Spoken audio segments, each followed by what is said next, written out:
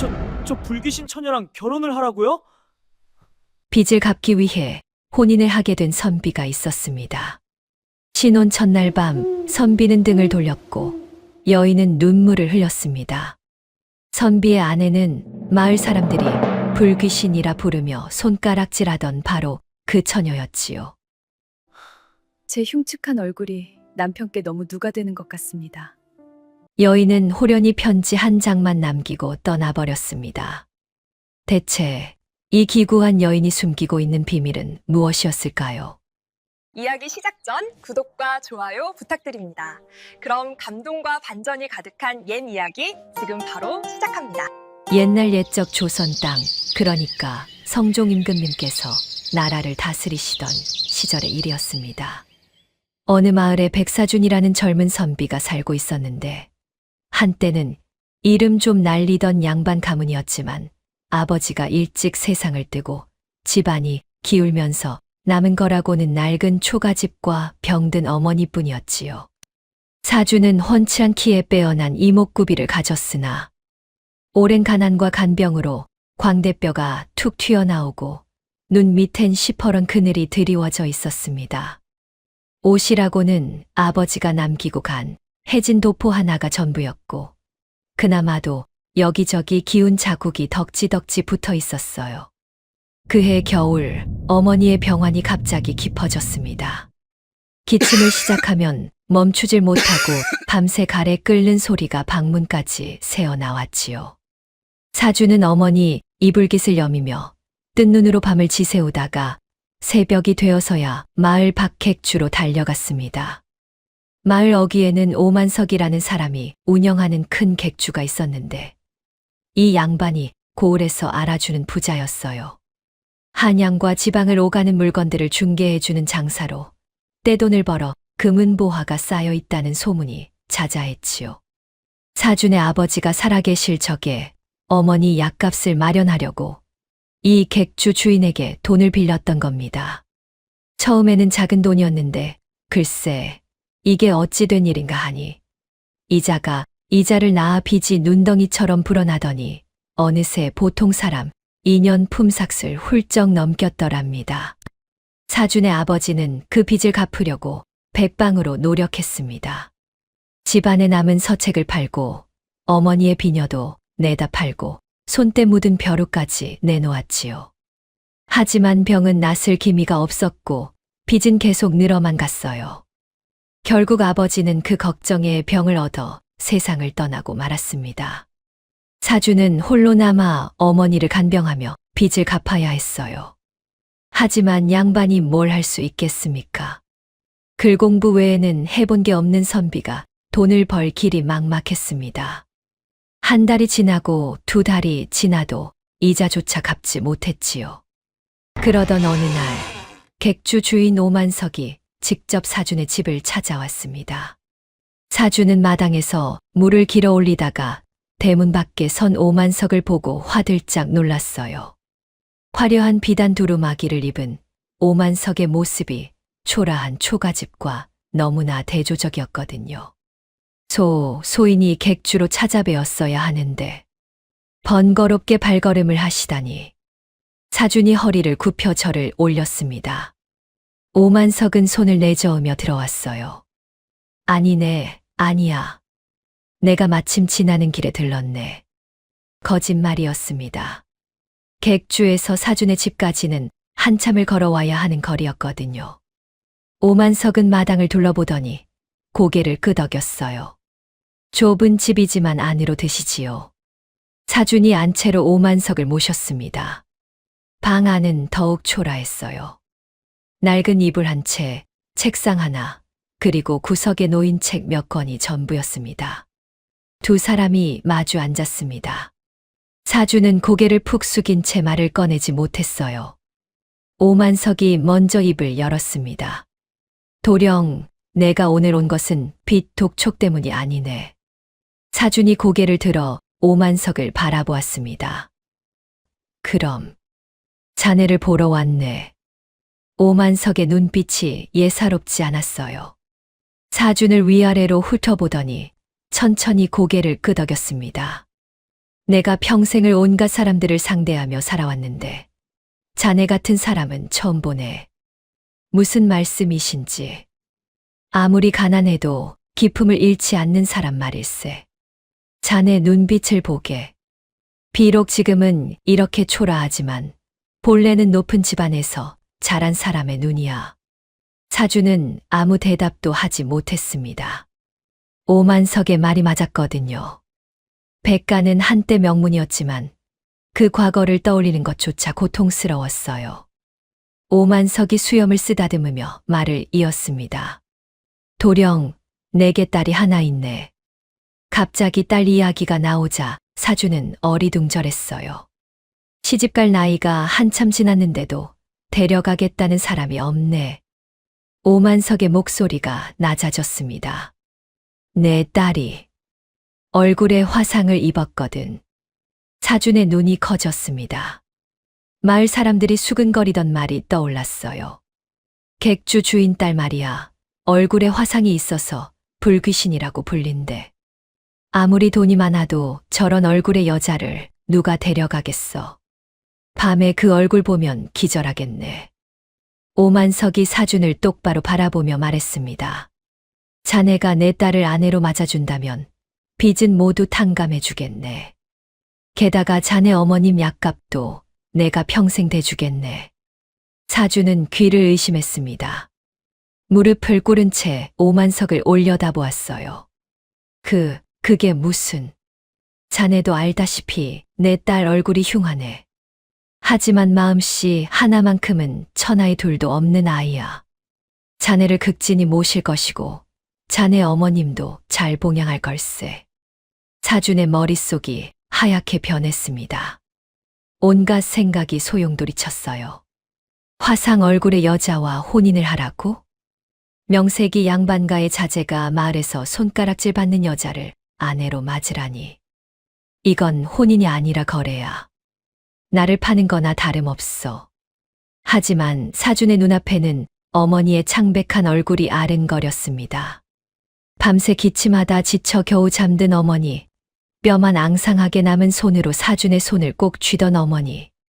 사준은 주먹을 불끈 쥐었다가 힘없이 풀었어요. 입술을 몇 번이고 깨물다가 겨우 입을 열었습니다. 소인이 생각할 시간을. 물론이네. 천천히 생각해보게. 오만석이 일어서며 말했습니다. 하지만 너무 오래 생각하지는 말게. 자네 어머님 약값이 시급하지 않나. 오만석이 떠난 뒤 사주는 그 자리에 주저앉았습니다. 온몸에서 힘이 빠져나가는 것 같았어요. 그날 밤 사주는 잠을 이루지 못했습니다. 어머니 방에서 기침 소리가 끊이지 않았고 그 소리를 들을 때마다 사준의 가슴이 찢어지는 것 같았어요. 어머니를 살려야 해. 하지만 그런 여자와 혼인을 한다면 평생 수치를 안고 살아야 해. 새벽이 되어서야 사주는 결심을 굳혔습니다. 어머니 방으로 들어가 조용히 무릎을 꿇었어요. 어머님. 어머니가 힘없이 눈을 떴습니다. 사준아. 잠은 안 자고. 어머님 소자가 혼인을 하려 합니다. 어머니의 눈이 커졌어요. 혼인, 갑자기 무슨. 객주 주인께서 따님과의 혼인을 제안하셨습니다.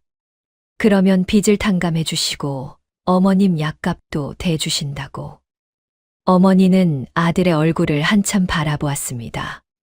그리고 천천히 고개를 저었어요. 안 된다, 얘야. 그건 안 돼. 하지만 어머님, 내가 들었다. 객주 주인 딸이 얼굴에 화상이 있다지 않니? 내가 그런 여자와 혼인을 한다면 평생 마을에서 손가락질을 받을 게다. 괜찮습니다, 어머님. 소자는 안 돼. 차라리 내가 죽는 게 낫지. 내가 그런 굴욕을 당할 순 없어. 어머니가 격하게 기침을 했습니다. 사준이 황급히 등을 두드려드렸어요.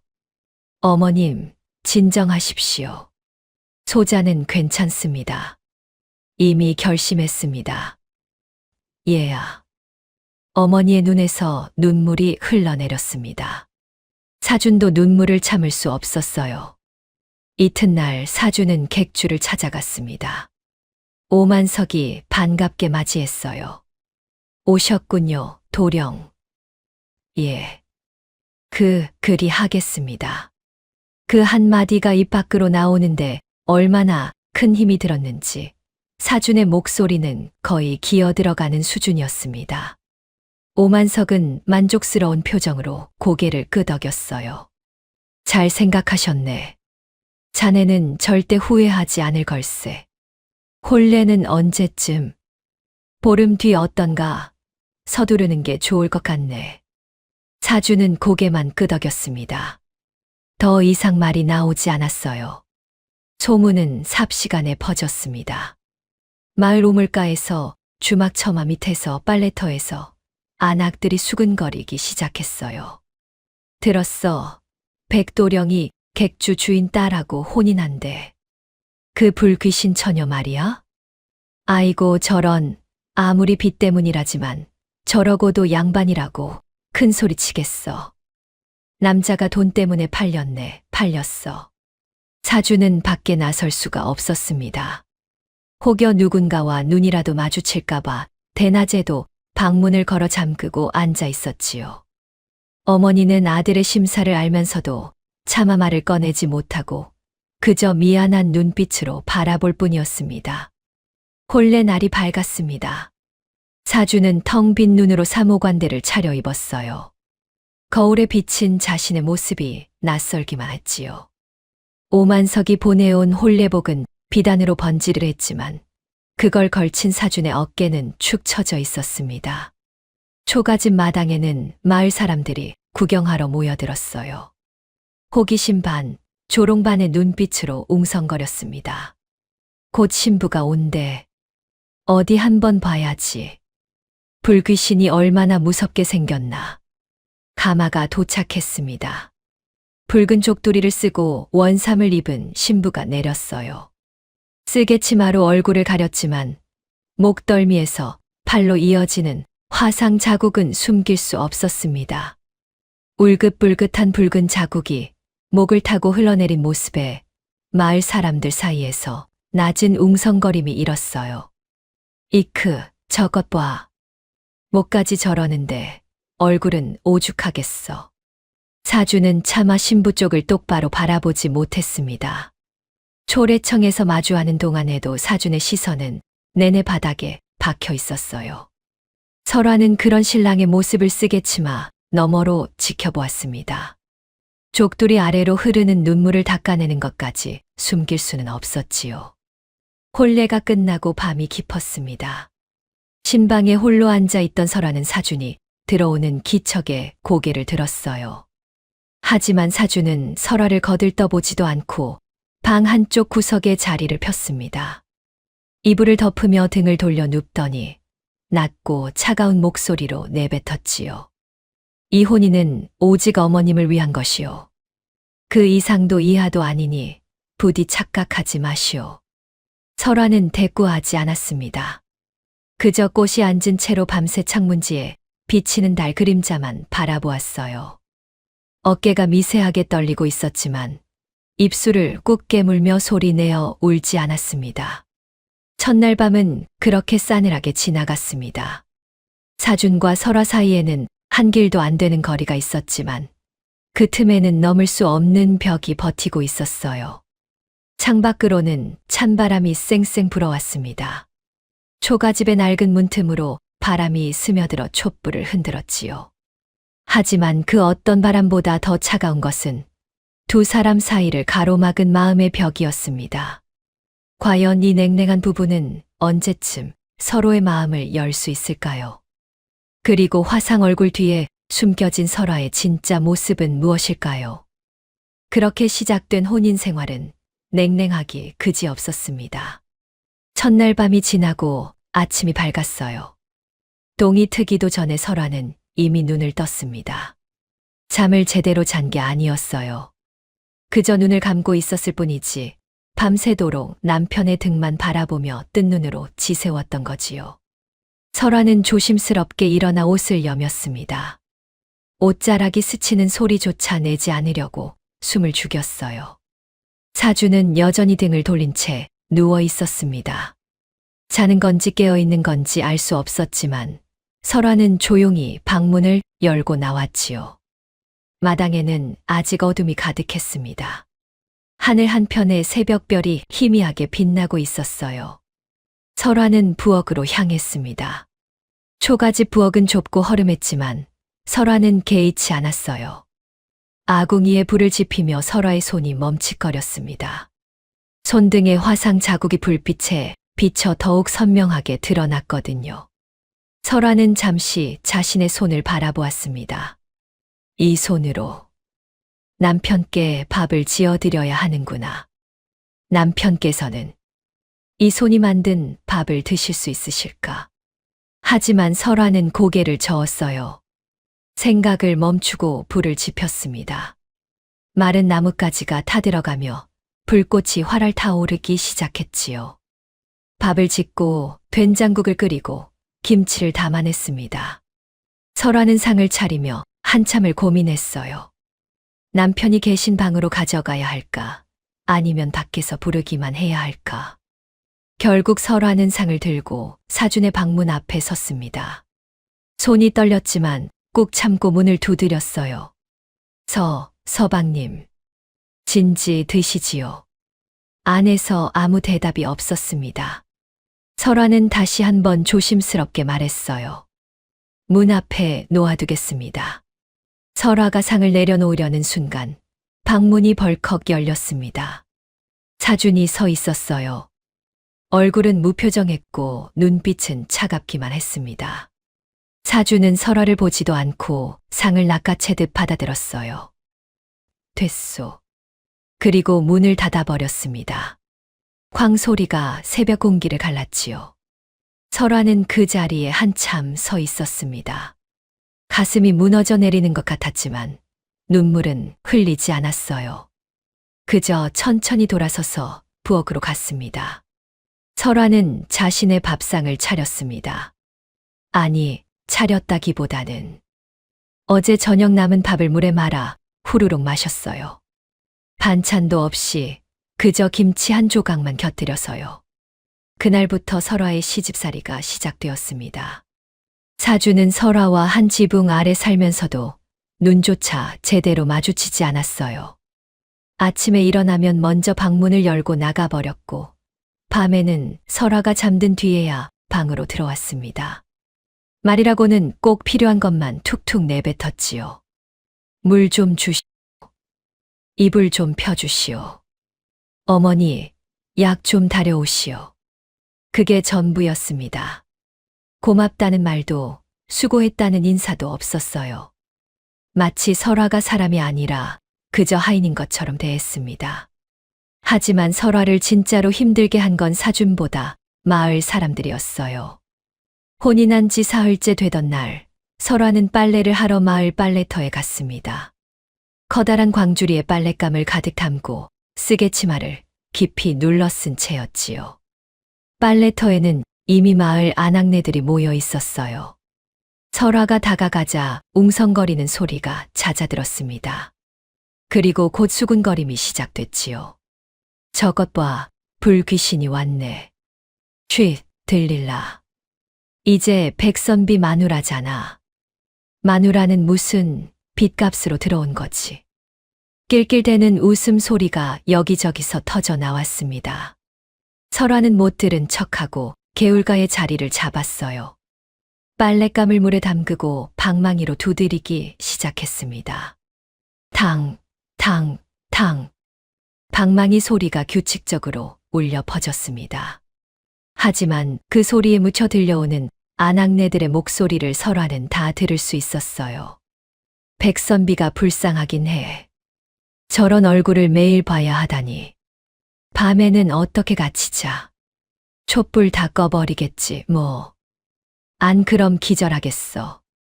아이고, 상상만 해도 끔찍해. 설화의 손이 미세하게 떨렸습니다. 하지만 방망이질은 멈추지 않았어요. 탕, 탕, 탕. 더욱 세게, 더욱 빠르게 두드렸습니다. 저것 봐. 그래도 일은 잘하네. 그럼 그렇지. 저 얼굴에 일까지 못하면 뭐했어. 얼굴도 흉한데 손이라도 날래야지. 백선비 어머니가 좋아하지 않겠어. 웃음소리가 더욱 커졌습니다. 설화는 입술을 꽉 깨물었어요. 피가 날 정도로 세게 깨물었지만 눈물은 흘리지 않았습니다. 빨래를 다 하고 일어서는데 한 안악이 일부러 큰 소리로 말했어요. 아이고, 물 튀었네. 조심 좀 하지. 설화가 물을 튀긴 게 아니었습니다. 그 안악이 일부러 자기 옷에 물을 뿌린 거였어요. 하지만 설화는 대꾸하지 않고 고개를 숙여 절했습니다. 죄송합니다. 에이, 됐어. 어차피 내가 사과한다고 달라질 것도 없고. 설화는 빨랫감을 이고 돌아섰습니다. 등 뒤로 킬킬대는 웃음소리가 따라왔지만 발걸음을 멈추지 않았어요. 집에 돌아온 설화는 마당에 빨래를 널었습니다. 하나하나 정성껏 펴서 널었지요. 사준의 도포, 사준의 바지, 사준의 버선. 모두 깨끗하게 빨아 햇볕에 말렸습니다. 그때였어요. 시어머니가 계신 방에서 기침 소리가 들려왔습니다. 으흐, 으흐. 설화는 급히 빨래 널던 것을 멈추고 시어머니 방으로 달려갔어요. 방문을 열자 시어머니가 이불 위에 누운 채 가래를 뱉어내지 못해 괴로워하고 계셨습니다. 어머님. 설화가 황급히 다가가 시어머니를 일으켜 앉혔습니다. 그리고 등을 쓸어주며 부드럽게 두드렸어요. 천천히 뱉어내세요, 어머님. 천천히. 시어머니가 겨우 가래를 뱉어냈습니다. 설화는 얼른 수건으로 닦아드리고 물을 떠와 입가를 적셔드렸지요. 고맙구나, 설화야. 시어머니의 목소리는 가늘고 약했습니다. 무슨 말씀을요, 어머님. 당연한 일입니다. 설화가 시어머니를 다시 눕히고 이불을 덮어드리는데 시어머니가 설화의 손을 붙잡았어요. 얘야, 미안하구나. 내가 고생이 많구나. 아닙니다, 어머님. 내 아들이 너한테 너무 매정하게 구는 것 같구나. 설화의 눈에 눈물이 맺혔습니다. 하지만 애써 웃으며 말했어요. 서방님께서 소첩을 대하시는 건 당연합니다.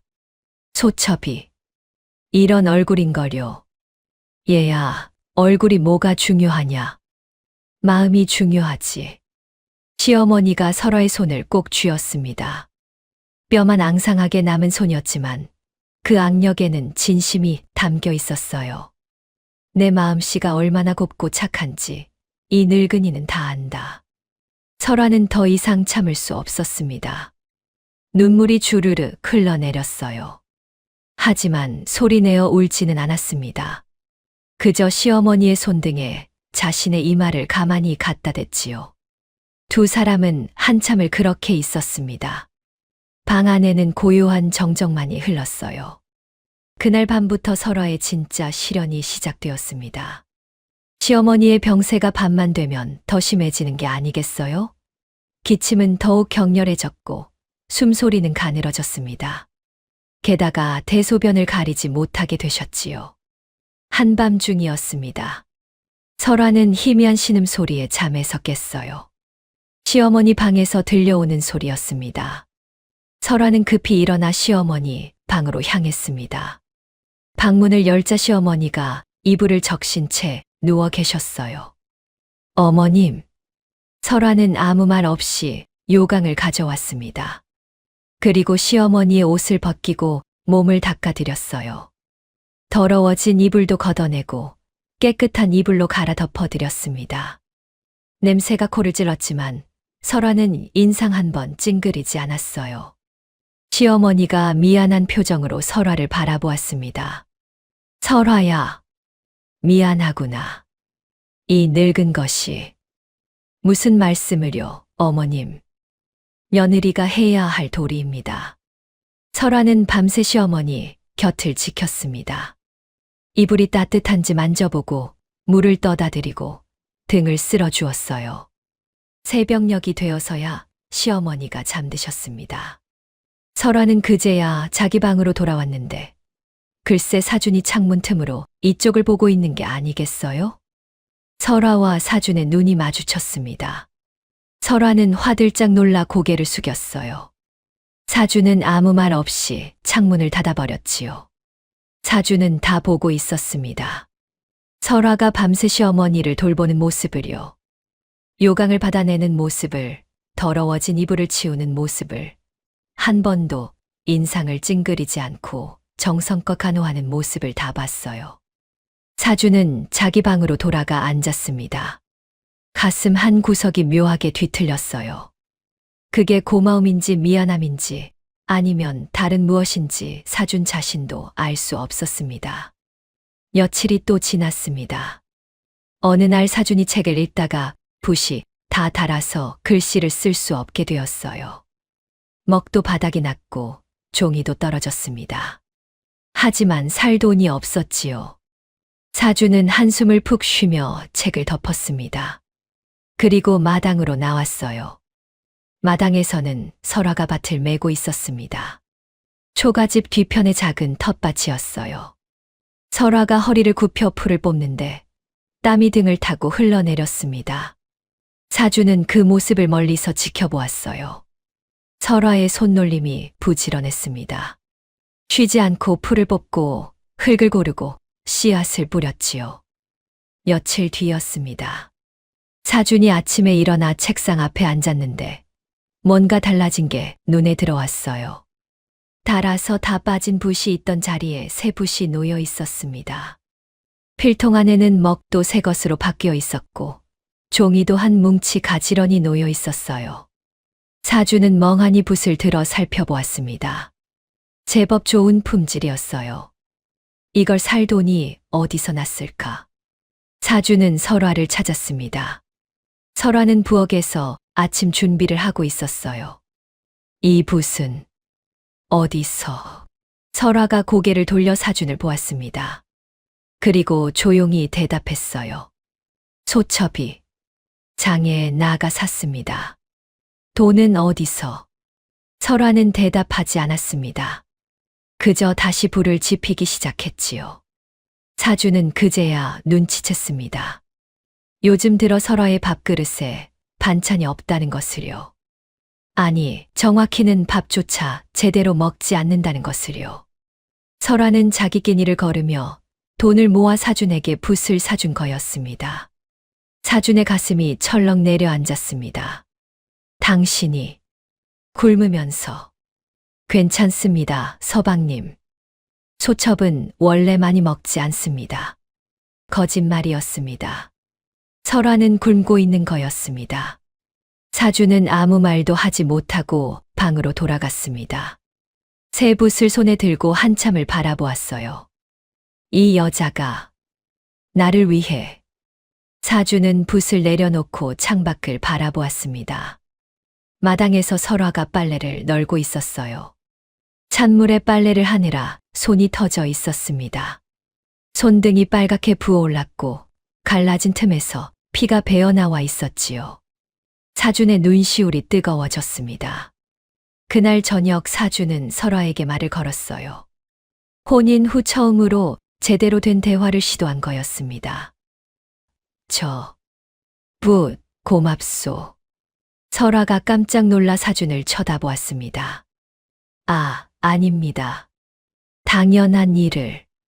그리고 손이 많이 트셨소. 따뜻한 물을 쓰시오. 사준의 목소리가 떨렸습니다. 설화는 눈물이 핑 돌았지만 애써 참았어요. 고맙습니다, 서방님. 그날 밤 두 사람 사이의 벽이 아주 조금 낮아졌습니다. 하지만 여전히 넘을 수 없는 벽이었어요.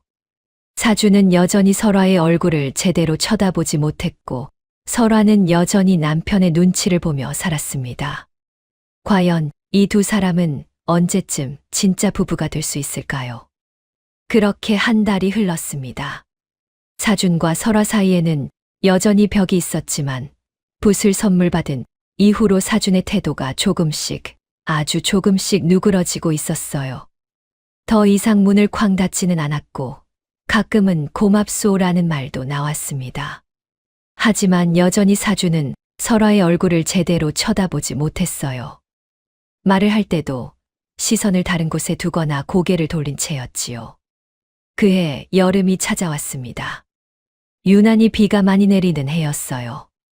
보름 넘게 장맛비가 쏟아지더니 마을 앞 개울이 불어나기 시작했습니다. 처음에는 괜찮았어요. 개울물이 조금 불어나는 건 매년 있는 일이었거든요. 하지만 이번에는 달랐습니다. 비가 그칠 기미가 보이지 않았어요. 어느 날 저녁 마을 이장이 급히 사람들을 불러 모았습니다. 마을 사람들이 우르르 마을회관으로 몰려갔지요. 사준도 갔고 설아도 쓰개치마를 쓰고 뒤따라갔습니다. 이장이 심각한 얼굴로 말했어요. 여러분, 큰일이요. 이대로 가다간 개울이 넘칠 것 같소. 특히 객주 쪽이 위험하오. 마을 사람들 사이에서 웅성거림이 일어났습니다. 객주가 잠기면? 그럼 우리 마을 경제가 끝장나는 거지. 객주 창고에 얼마나 많은 물건이 쌓여 있는데. 이장이 손을 들어 사람들을 진정시켰어요. 그래서 내일 아침 일찍부터 모래주머니를 쌓으려 하오. 남정네들은 모두 나와주시오. 사준도 고개를 끄덕였습니다. 하지만 속으로는 걱정이 태산 같았어요. 모래주머니를 쌓는다고 될까? 물길 자체가 객주 쪽으로 흐르는데. 다음 날 새벽부터 마을 남정네들이 모여들었습니다. 사준도 삽을 들고 나갔어요. 설아는 초가지 부엌에서 주먹밥을 만들어 사준에게 싸주었지요. 서방님, 힘드시면 중간에 쉬십시오. 알았소. 사준이 주먹밥 보따리를 받아들고 나가려는데 설아가 조심스럽게 말했어요. 서방님, 혹시 괜찮으시다면 소첩이 한번 가서 살펴봐도 될까요? 뭘 살펴본다는 거요? 물길을요. 어디로 물이 흐르는지, 어디를 막아야 하는지. 사주는 잠시 설아를 바라보았습니다. 설아의 눈빛이 진지했어요. 그렇게 하시오. 사준이 나간 뒤 설아는 쓰개치마를 쓰고 개울로 향했습니다. 비는 여전히 추적추적 내리고 있었어요. 설아는 개울가를 천천히 걸으며 물길을 살폈습니다. 어디서 물이 불어나는지, 어디로 흘러가는지, 땅의 높낮이는 어떤지를 꼼꼼하게 확인했어요. 한참을 걸어 올라가니 개울의 상류가 나왔습니다. 설아는 그곳에서 멈춰 섰어요. 그리고 주변의 지형을 살폈습니다. 여기서 물이 갈라지는구나. 왼쪽으로 가면 마을 밭으로 흐르고, 오른쪽으로 가면 객주 쪽으로 흐르고. 설아는 무릎을 꿇고 땅을 만져보았습니다.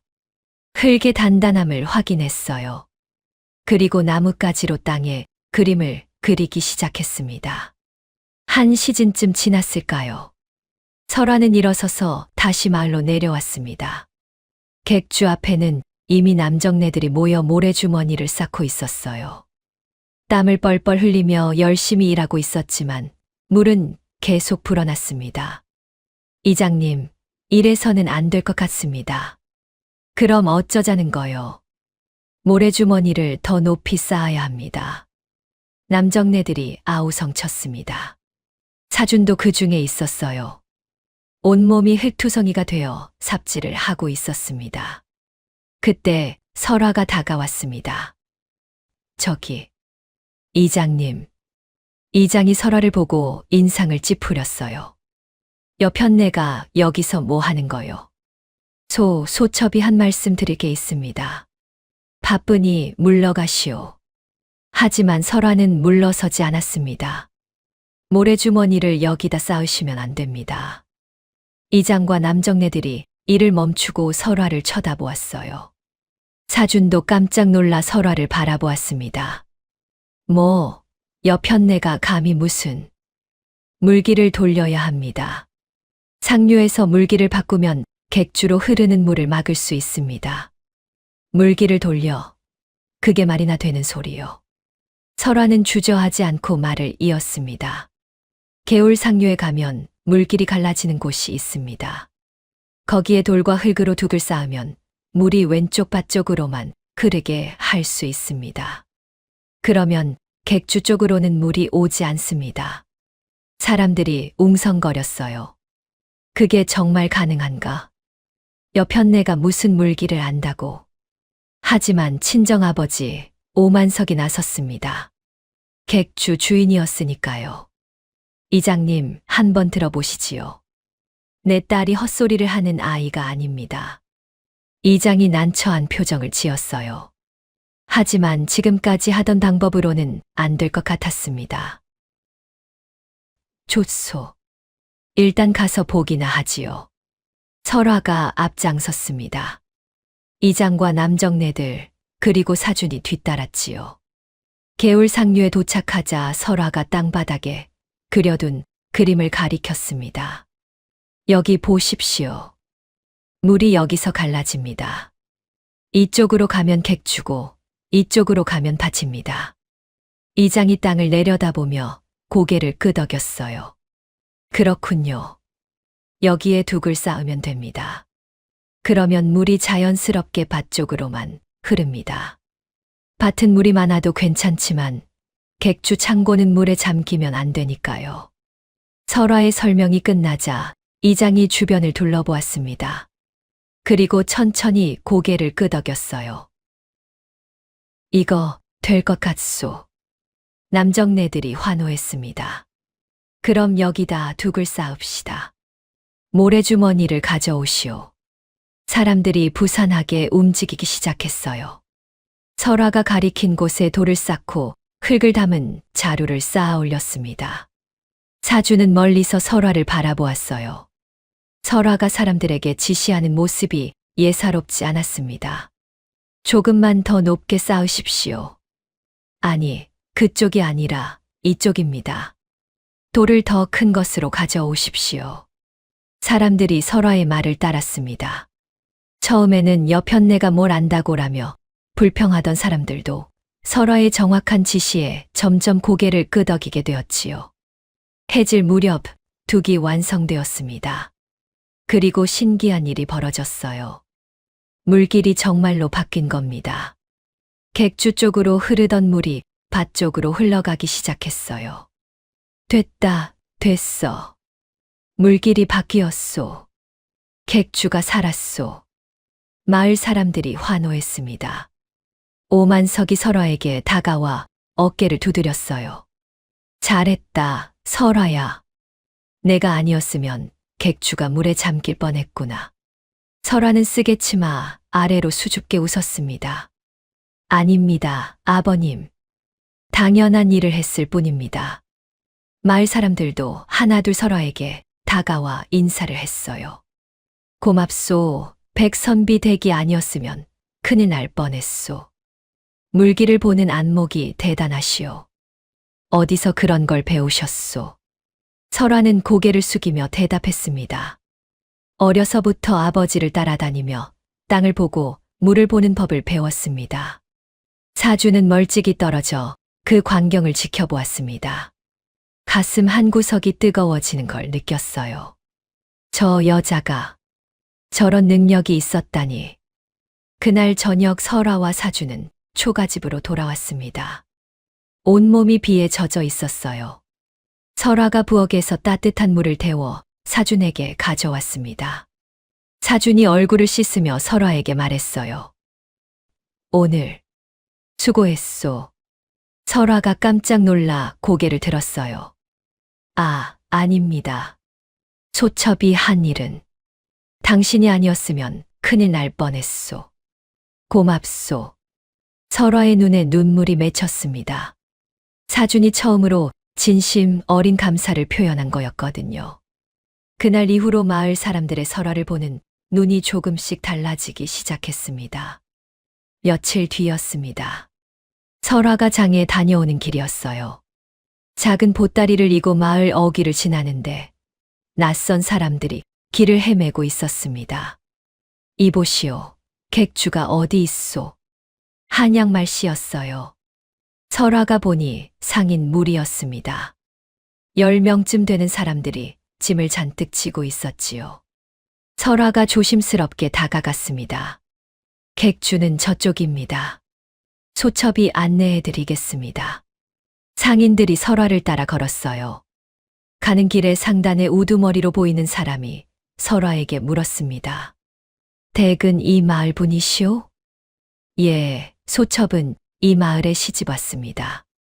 그렇군요. 혹시 아시오? 한양까지 가는 길이 2갈래라고 들었는데 어느 쪽이 빠를까요? 설화가 걸음을 멈추고 상인을 돌아보았습니다. 지금은 장마철입니다. 강물이 불어나 있어서 배로 가시면 위험합니다. 그럼 육로로 가라는 말씀이시오? 예, 육로가 안전합니다. 상인 우두머리가 턱을 쓰다듬었어요. 하지만 육로는 이틀이나 더 걸리는데 우리 일정이 촉박해서 설화는 더 이상 말하지 않았습니다. 그저 고개를 숙이고 다시 걸었지요. 객주 앞까지 안내해주고 나서 설화는 절을 올렸습니다. 객주는 여기입니다. 안녕히 계십시오. 그리고 자기 집으로 돌아왔어요. 사흘이 지났습니다. 마을에 급한 소식이 전해졌어요. 한양으로 가던 배 한 척이 불어난 강물에 전복되었다는 소식이었습니다. 그 배에 탔던 사람들 중 몇 명이 간신히 구조되었는데 글쎄 그들이 다름 아닌 사흘 전 설화가 안내해준 그 상인들이 아니겠어요? 상단 우두머리가 온몸이 젖은 채로 마을로 돌아왔습니다. 그리고 백선비의 집을 찾아왔어요. 설화가 대문을 열자 상단 우두머리가 바닥에 엎드렸습니다. 마님, 살려주셔서 감사합니다. 설화가 황급히 상인을 일으켰어요. 무슨 일이십니까? 배가 뒤집혔습니다. 물건도 다 잃고 사람도 여럿 죽었습니다. 설화가 한숨을 푹 쉬었습니다. 그러실 줄 알았습니다. 제가 육로로 가시라고 마님 말씀을 들었어야 했습니다. 제가 어리석었습니다. 상단 우두머리가 고개를 조아리며 말했어요. 마님께서 우리 목숨을 구하려 하셨는데 제가 일정에 쫓겨 무리하게 간 길을 택했습니다. 마님, 어떻게 그걸 아셨습니까? 강이 위험하다는 거요. 장마철 강은 언제 불어날지 모릅니다. 날씨와 물기를 보면 알 수 있습니다. 상단 우두머리는 다시 한번 깊이 절을 올렸습니다. 마님의 은혜를 평생 잊지 않겠습니다. 목숨을 구해 주셨습니다. 이 소문도 삽시간에 퍼졌습니다. 백선비 마누라가 상인들 목숨을 구했대. 강길이 위험하다고 미리 말했는데 안 들었다나 봐. 대단한 여자야. 물길도 알고 날씨도 있는구나. 마을 사람들이 설화를 다시 보기 시작했습니다. 더 이상 불귀신이라고만 부르지 않았어요. 이제는 백선비 댁이라고 불렀습니다. 사준도 설화를 다시 보기 시작했습니다. 어느 날 저녁 사주는 어려운 경전 구절을 읽다가 막혔어요. 이해가 되지 않는 부분이 있었습니다. 이리저리 풀어봐도 의미가 통하지 않았지요. 사준이 한숨을 쉬며 책을 덮으려는데 설화가 시어머니 방에서 나오다가 사준의 방문 앞을 지나갔습니다. 그리고 발걸음을 멈췄어요. 서방님, 혹시 맹자등문 공장을 읽고 계십니까? 사준이 깜짝 놀라 고개를 들었어요. 어떻게? 책 제목을 아오? 어려서부터 그를 좋아했습니다. 아버지께서 가르쳐 주셨습니다. 사주는 설화를 빤히 쳐다보았습니다.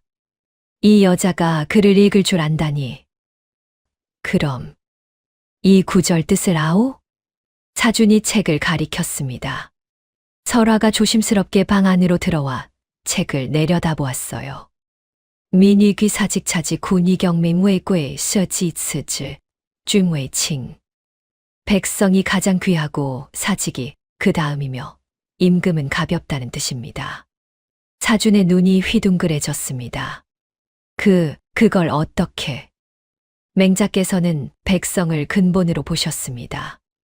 임금이 백성을 위하지 않으면 임금의 자격이 없다는 뜻이지요. 천하는 임금의 것이 아니라 백성의 것이라는 말씀입니다. 설화가 술술 풀어서 설명했습니다. 사주는 입을 다물지 못했어요. 당신이 어디서 그런 걸? 아버지께서 어려서부터 그를 가르쳐 주셨습니다.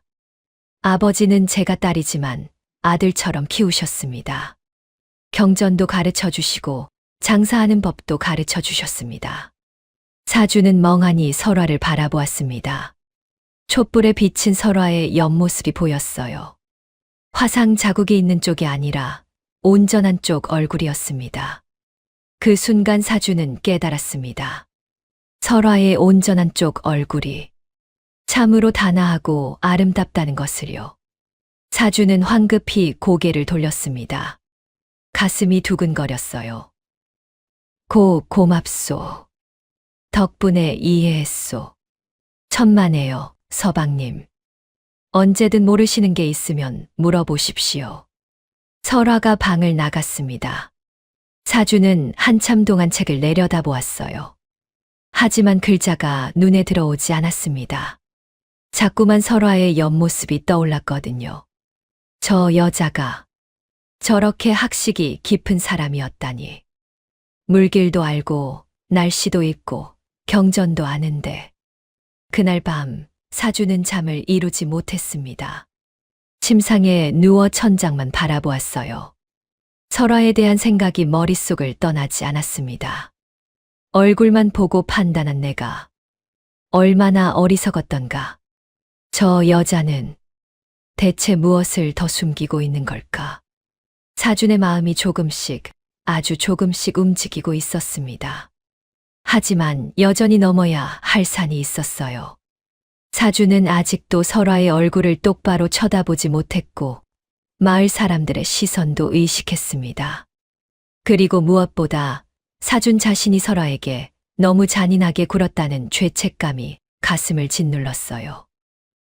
내가 저 여자에게 용서를 받을 수 있을까? 며칠 뒤 사주는 우물가에서 물을 길어 오다가 설화가 빨래를 하는 모습을 보았습니다. 설화의 손등이 터져서 피가 배어나와 있었어요.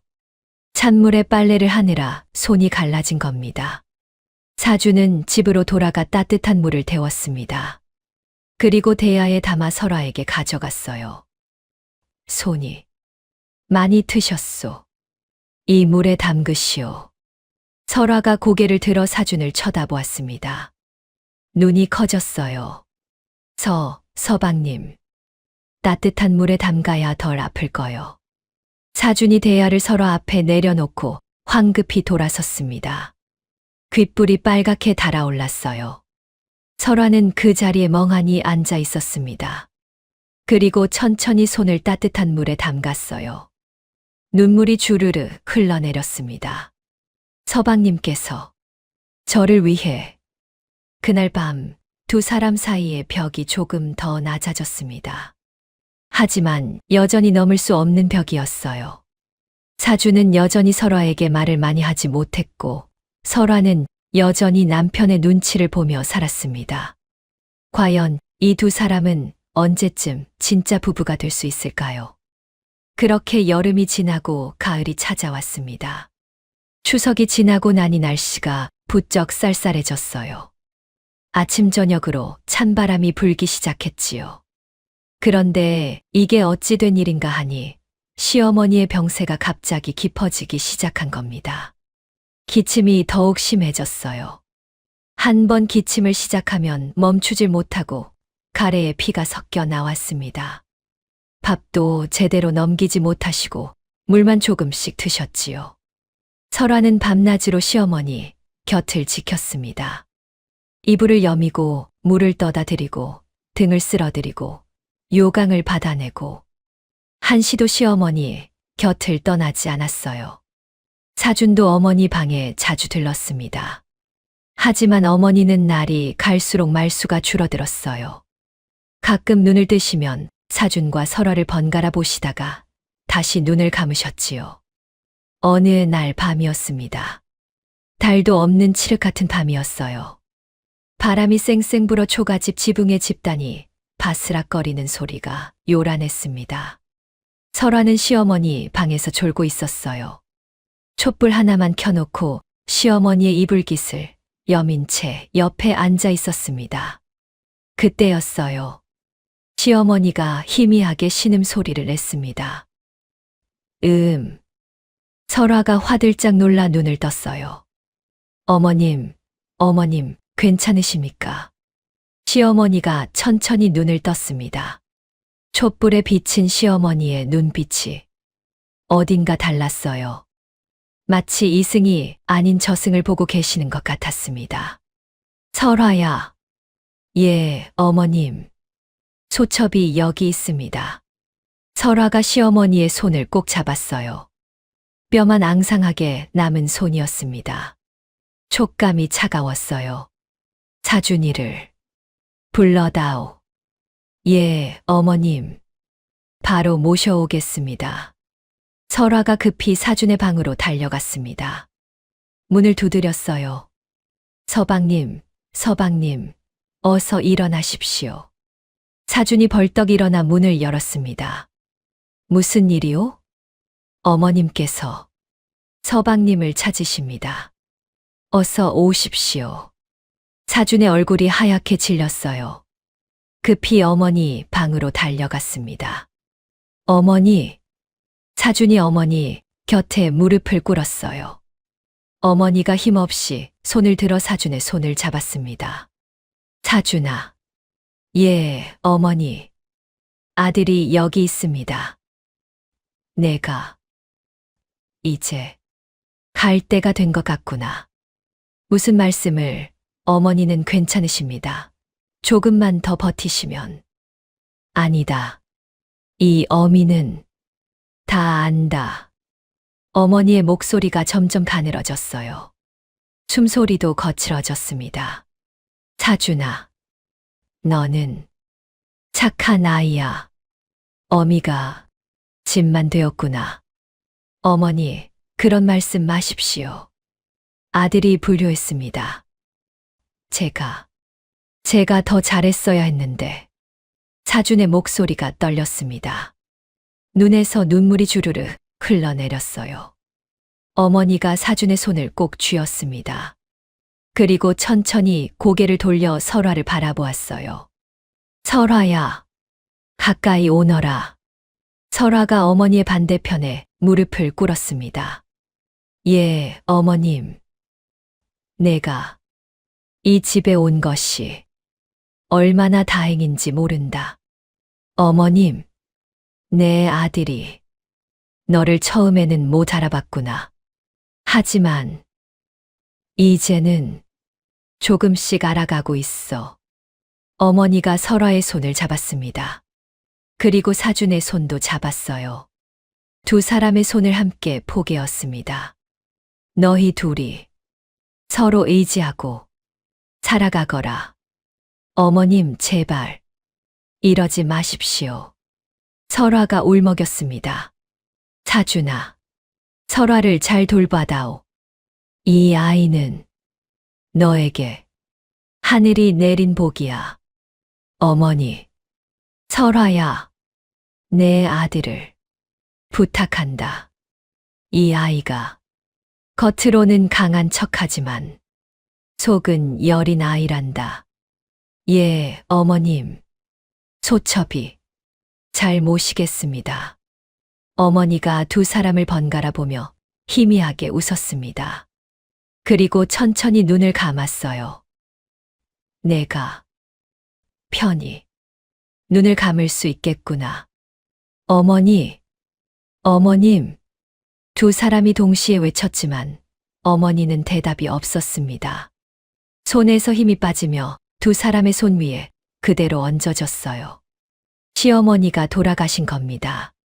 사준이 어머니를 붙들고 울부짖었습니다. 어머니, 어머니, 눈을 떠주십시오. 제발. 하지만 어머니는 편안한 얼굴로 눈을 감고 계셨습니다. 마치 잠든 것처럼 고요했어요. 설화도 눈물을 흘리며 시어머니의 손을 꼭 잡았습니다. 그리고 조용히 이불을 여며드렸지요. 서방님, 이제 어머님을 편히 모셔드려야 합니다. 사주는 한참을 어머니를 붙들고 울다가 겨우 정신을 차렸어요. 장례를 치러야 하는데 어떻게 소첩이 준비하겠습니다. 설화가 일어서며 말했습니다. 서방님은 어머님 곁에 계십시오. 소첩이 모든 것을 준비하겠습니다. 설화는 그날 밤부터 움직이기 시작했습니다. 먼저 마을 이장에게 알렸어요. 그리고 상여를 준비해달라고 부탁했습니다. 마을 부녀회 사람들에게도 알려 음식 준비를 도와달라고 했지요. 새벽이 되자 설화는 친정 객주로 갔습니다. 양아버지 오만석에게 상을 알렸어요. 아버님, 시어머님께서 돌아가셨습니다. 오만석이 설화의 어깨를 두드렸습니다. 그래, 고생 많았다, 설화야. 장례는 어찌 치를 작정이냐? 소첩이 제대로 모시고 싶습니다. 양반가의 예법대로 치르고 싶습니다. 그러려면 돈이 많이 드는데 아버님, 제가 객주에서 일한 대가를 받지 않았습니다. 그 돈을 쓰고 싶습니다. 오만석이 고개를 끄덕였어요. 알았다. 필요한 것이 있으면 다 말해라. 내가 돕겠다. 설화는 객주 창고에서 흰 무명을 꺼냈습니다. 그리고 목재상에게 가서 관을 주문했어요. 좋은 소나무로 만든 관이었습니다. 혼자서 모든 걸 준비했어요. 상복을 만들고 제사상을 차리고 조문객을 맞을 준비를 했습니다. 마을 사람들이 하나둘 모여들었습니다. 백선비댁, 수고가 많으시네요.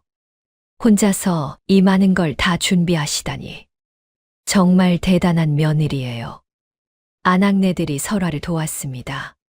함께 음식을 만들고 손님들 맞을 준비를 했지요. 사흘째 되는 날, 장례식이 거행되었습니다.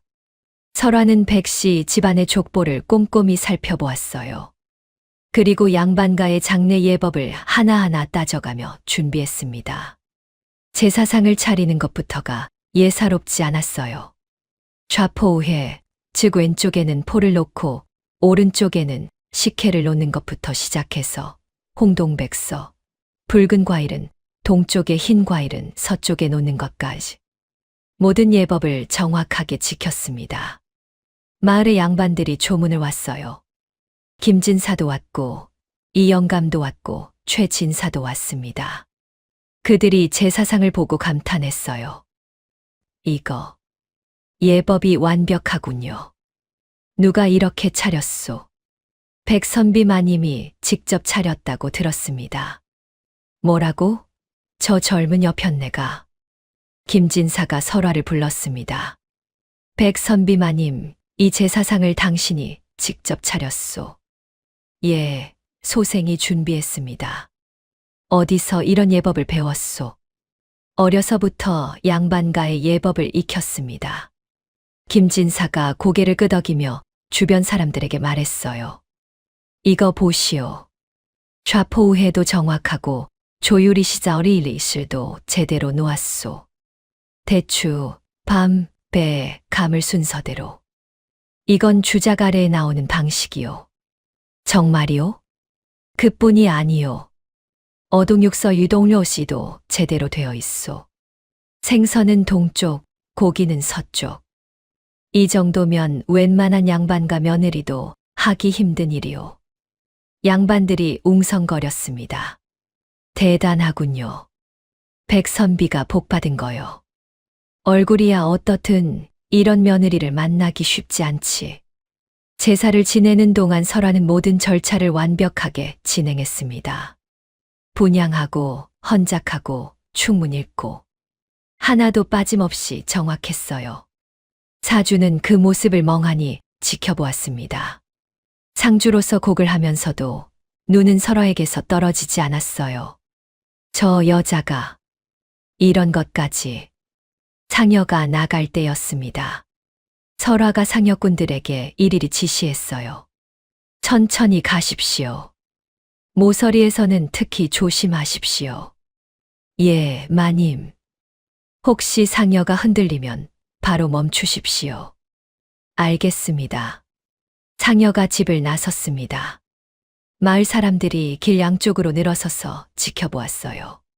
가시는구나. 백할머니, 편히 가십시오. 사람들이 손을 모아 절을 올렸습니다. 산에 올라 묘를 쓸 때도 설화가 직접 자리를 잡았어요. 풍수지리를 아는 사람을 불러 명당 자리를 찾았습니다. 여기가 좋겠습니다.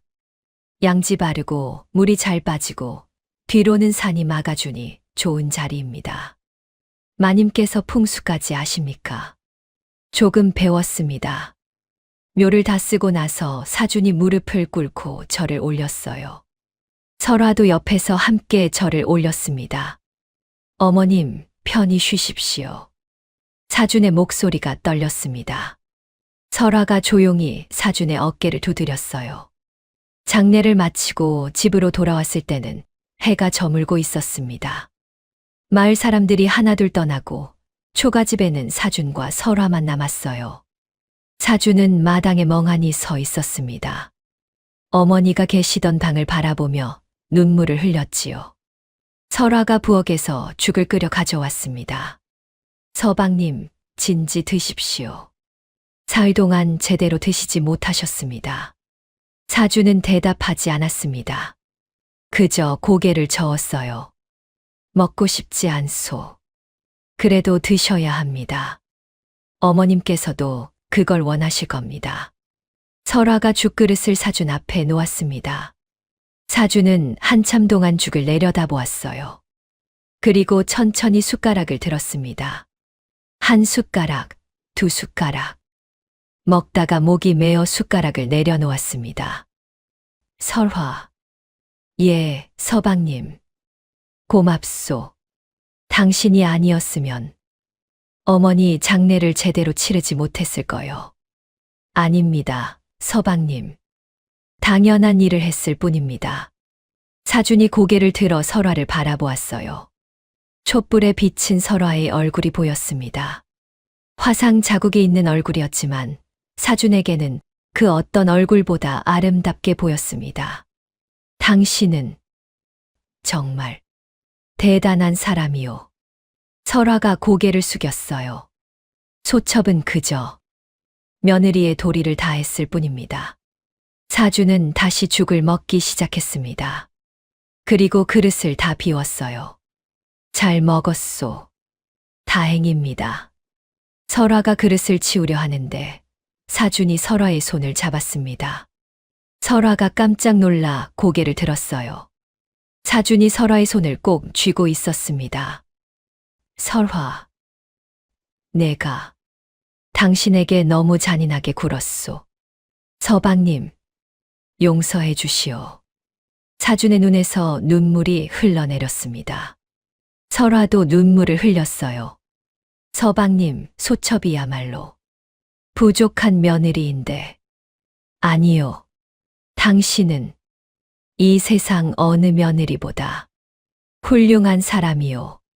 두 사람은 한참을 그렇게 손을 맞잡고 있었습니다. 밤이 깊어갔어요.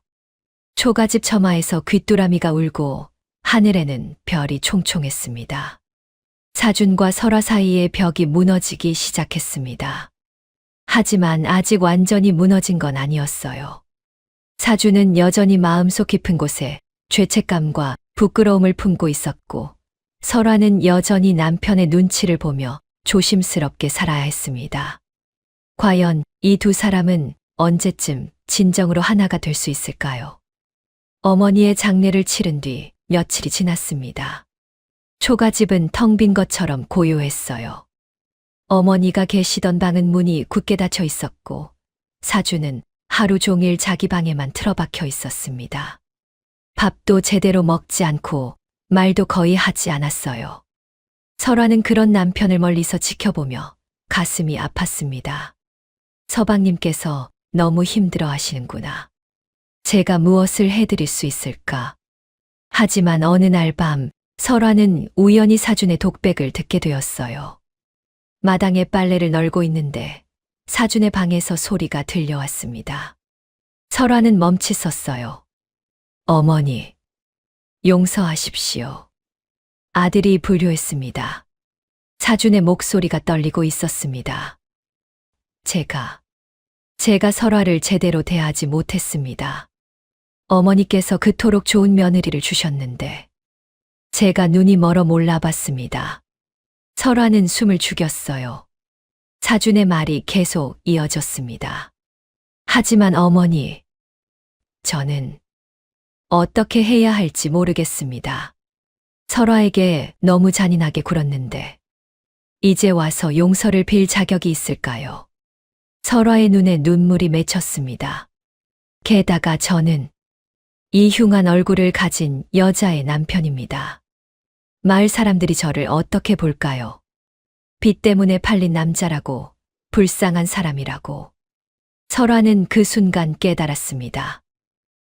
아, 서방님께서는 여전히 소첩 때문에 괴로워하시는구나. 소첩이 서방님의 앞길에 방해가 되는구나. 설화는 조용히 빨래를 내려놓고 자기 방으로 돌아왔습니다. 그리고 한참을 생각에 잠겼어요. 서방님은 좋은 분이세요. 학식도 있고 기품도 있고 마음씨도 곱고. 하지만 소첩 같은 여자가 옆에 있으면 서방님께서 제대로 뜻을 펼치실 수 없어. 마을 사람들은 여전히 소첩을 불귀신이라고 손가락질하고 서방님께서는 그런 여자의 남편으로 평생을 사셔야 해. 설화는 그날 밤 잠을 이루지 못했습니다. 뜬 눈으로 천장만 바라보며 생각했어요. 새벽녘 설화는 결심을 굳혔습니다. 제가 떠나야 해. 서방님을 위해서라도. 설화는 조용히 일어나 책상 앞에 앉았습니다. 붓을 들고 종이를 펼쳤어요. 손이 떨렸지만 한 글자 한 글자 정성껏 써내려갔습니다. 서방님께 소첩은 이제 이 집을 떠나 친정으로 돌아가려 합니다. 서방님께서는 소첩에게 잘해주셨습니다. 하지만 소첩이 알고 있습니다. 소첩의 이 흉한 얼굴이 서방님께 얼마나 큰 짐이 되는지를요. 서방님은 훌륭한 분이십니다. 학식도 깊고 마음씨도 곱고 효심도 지극하십니다. 그런 서방님께서 소첩 같은 여자 때문에 평생 고개를 들지 못하고 사시는 것을 더 이상 볼 수 없습니다. 소첩이 떠나면 서방님께서는 다시 장가를 드실 수 있을 것입니다.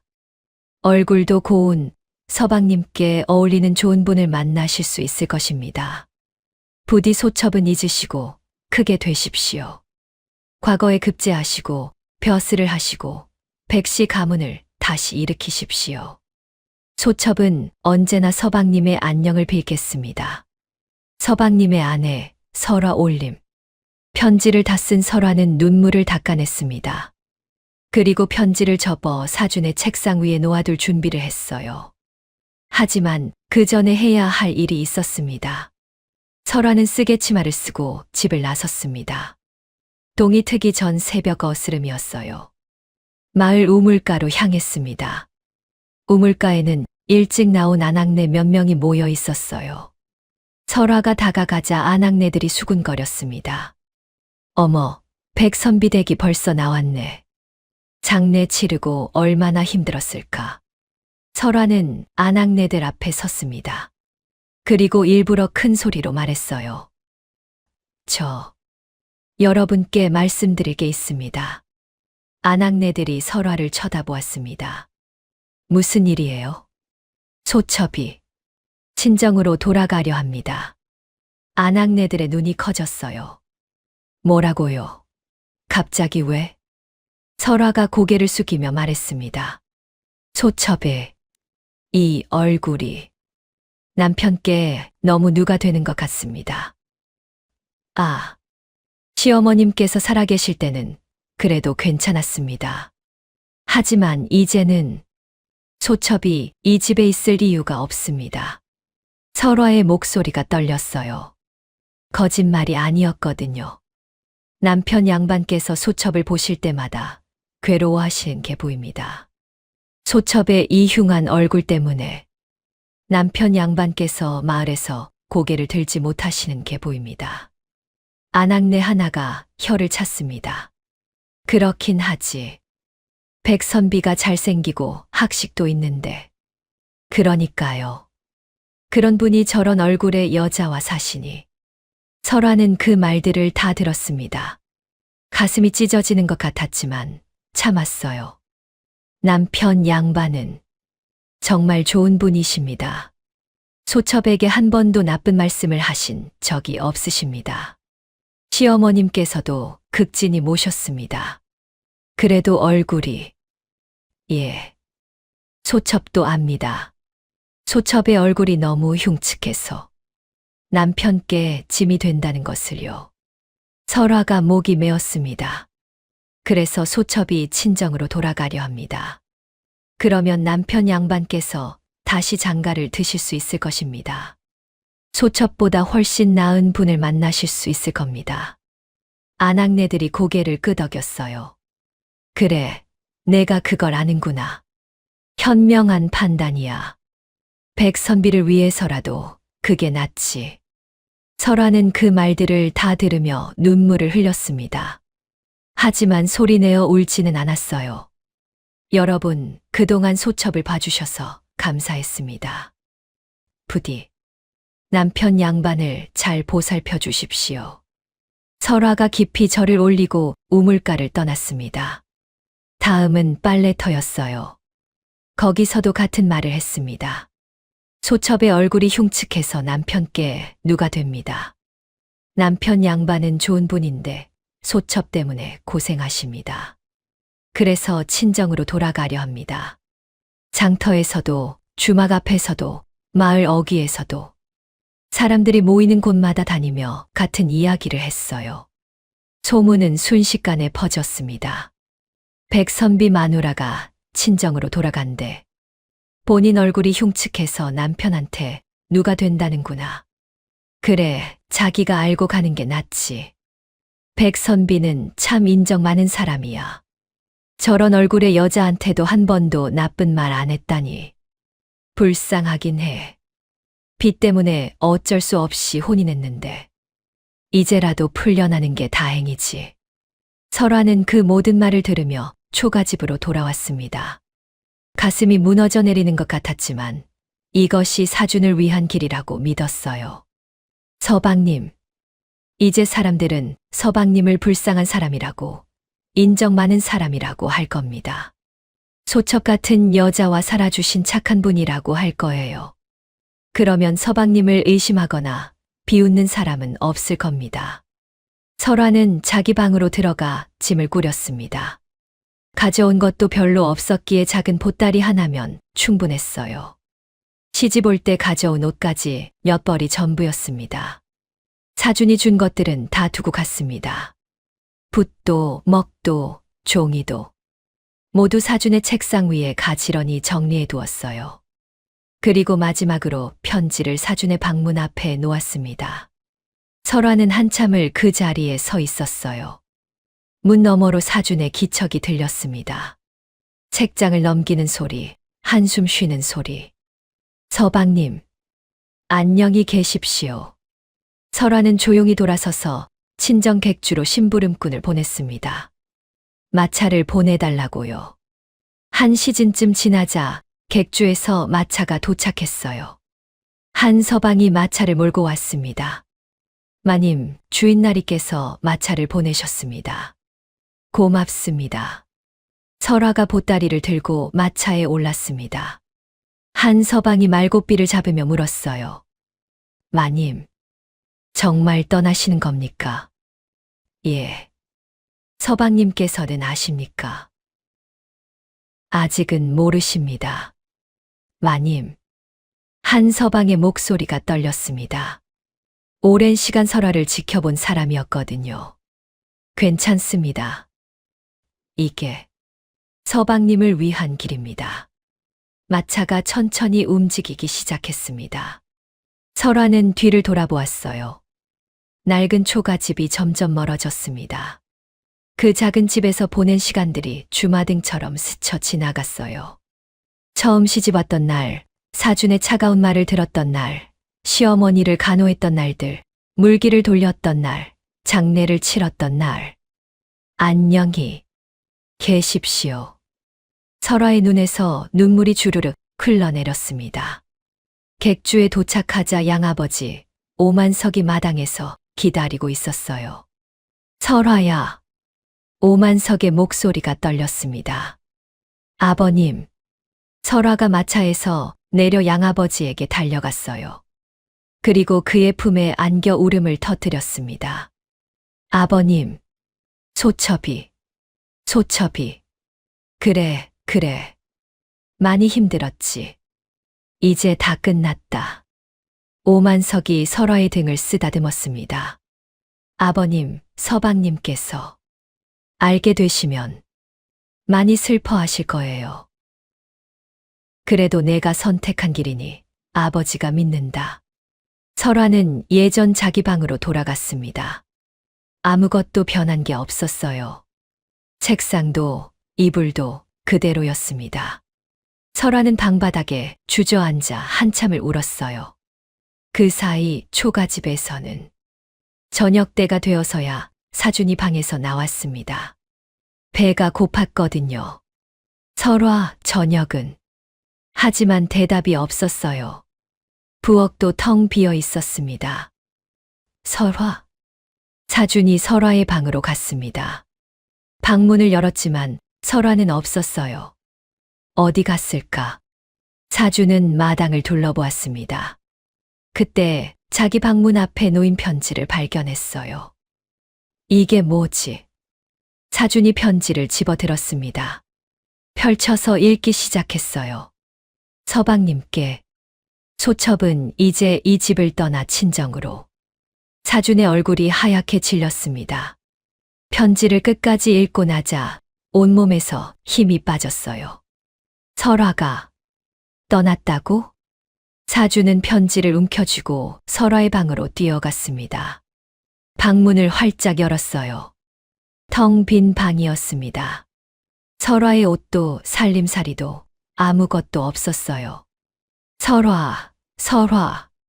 사준이 외쳤지만 대답이 없었습니다. 사준은 그 자리에 주저앉았어요. 편지를 가슴에 꼭 끌어안고 울부짖었습니다. 설화.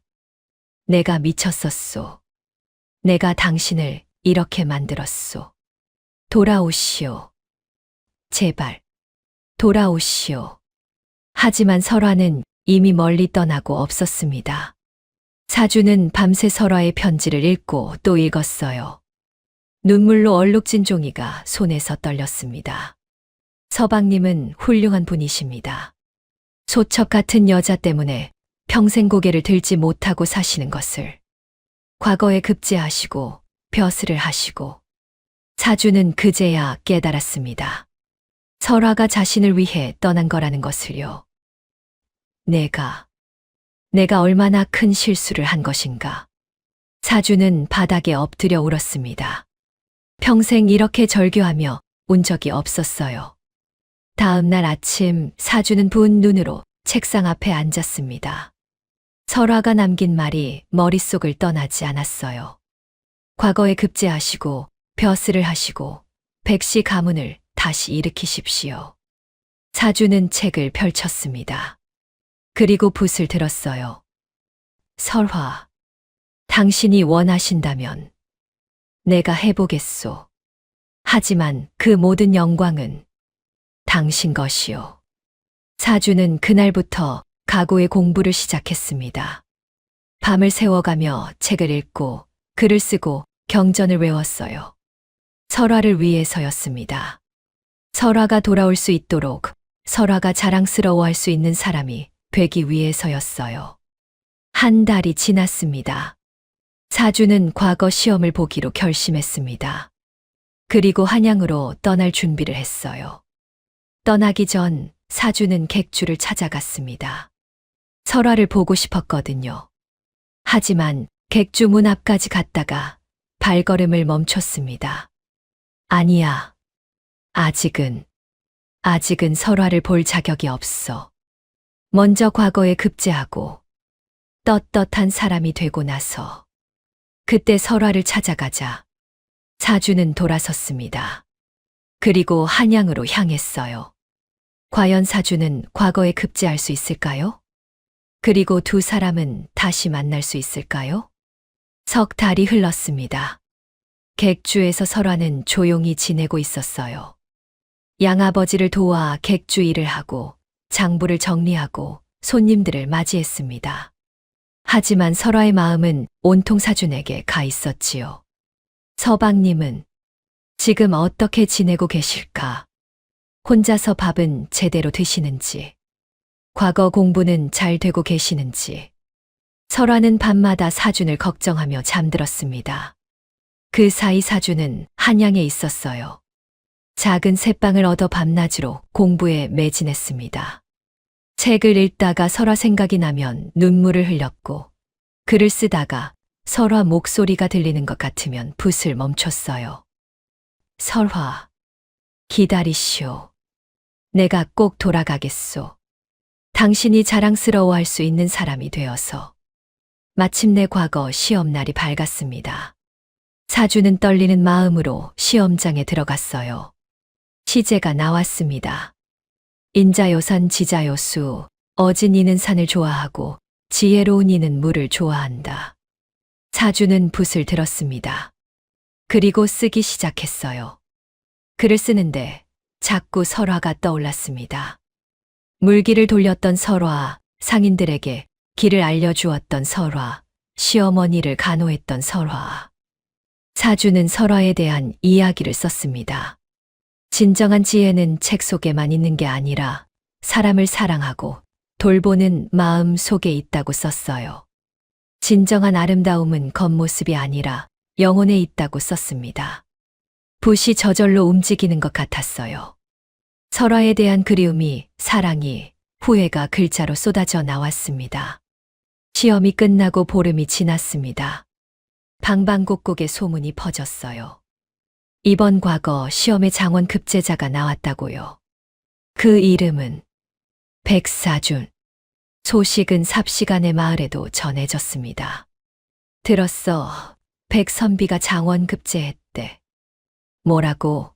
그 백선비 말이야? 그래, 한양에서 소식이 왔어. 이번 과거 시험에서 장원을 했다나 봐. 어머나, 우리 마을에서 장원이 나오다니. 마을 사람들이 웅성거렸습니다. 객주에도 그 소식이 전해졌어요. 설화는 장부를 정리하다가 그 소식을 들었습니다. 손에 들고 있던 붓이 떨어졌어요.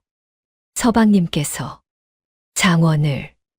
설화의 눈에서 눈물이 주르륵 흘러내렸습니다. 기쁨의 눈물이었어요. 잘하셨어요. 정말 잘하셨어요. 오만석이 설화의 어깨를 두드렸습니다. 설화야, 축하한다. 내 남편이 장원을 했구나. 아버님, 서방님께서. 정말. 설화는 더 이상 말을 잇지 못하고 울었습니다.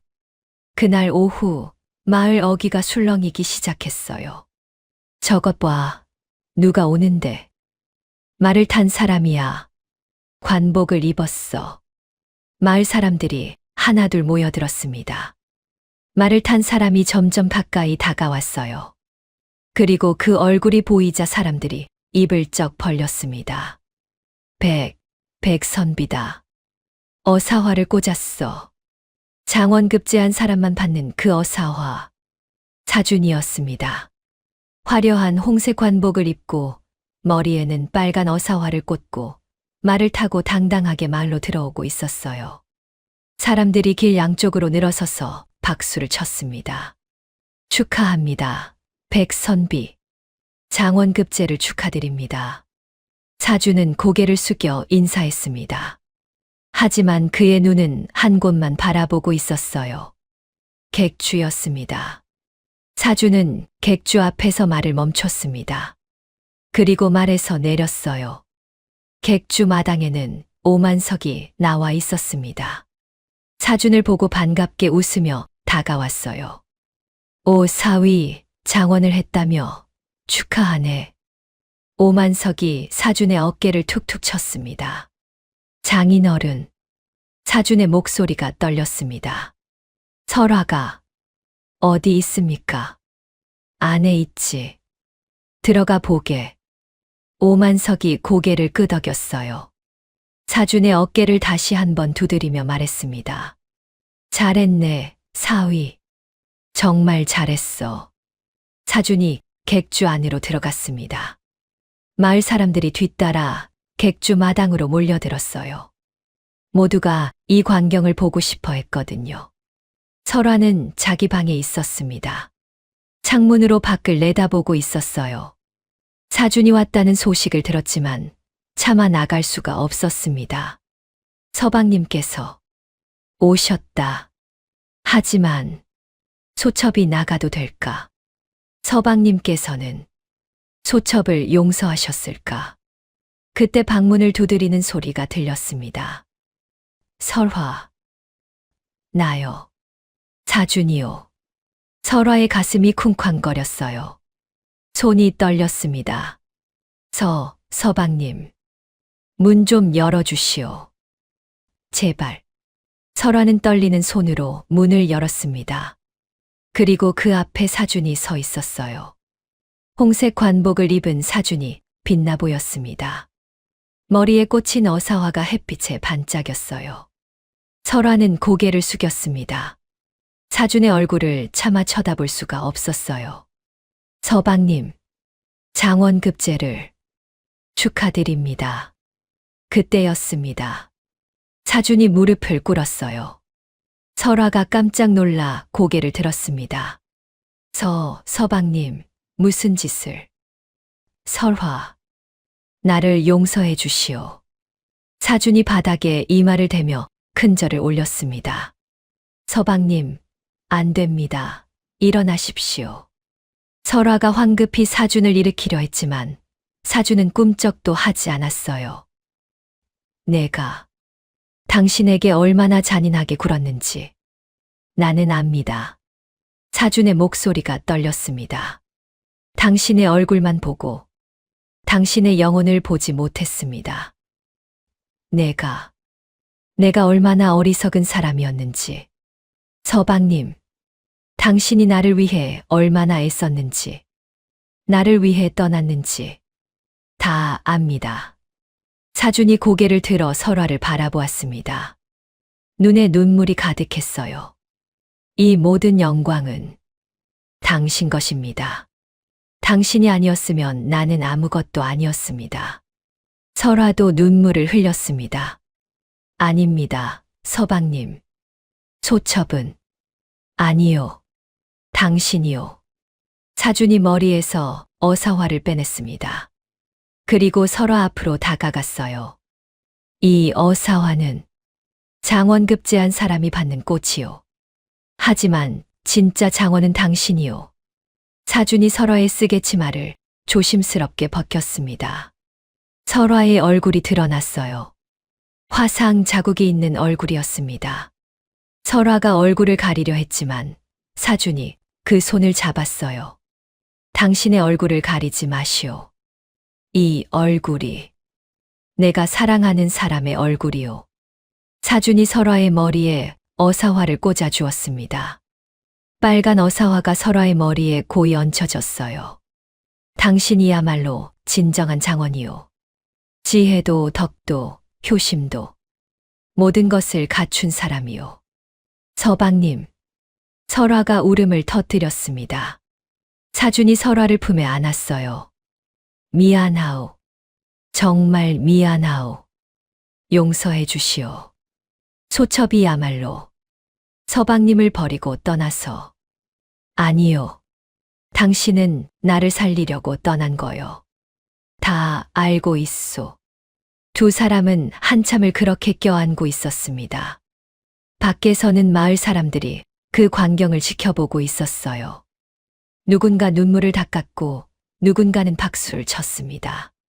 한참 뒤 사준과 설화가 밖으로 나왔습니다. 마을 사람들이 모두 모여 있었어요. 100명도 넘는 사람들이 객주 마당을 가득 메우고 있었습니다. 사준이 설화의 손을 꼭 잡고 사람들 앞에 섰습니다.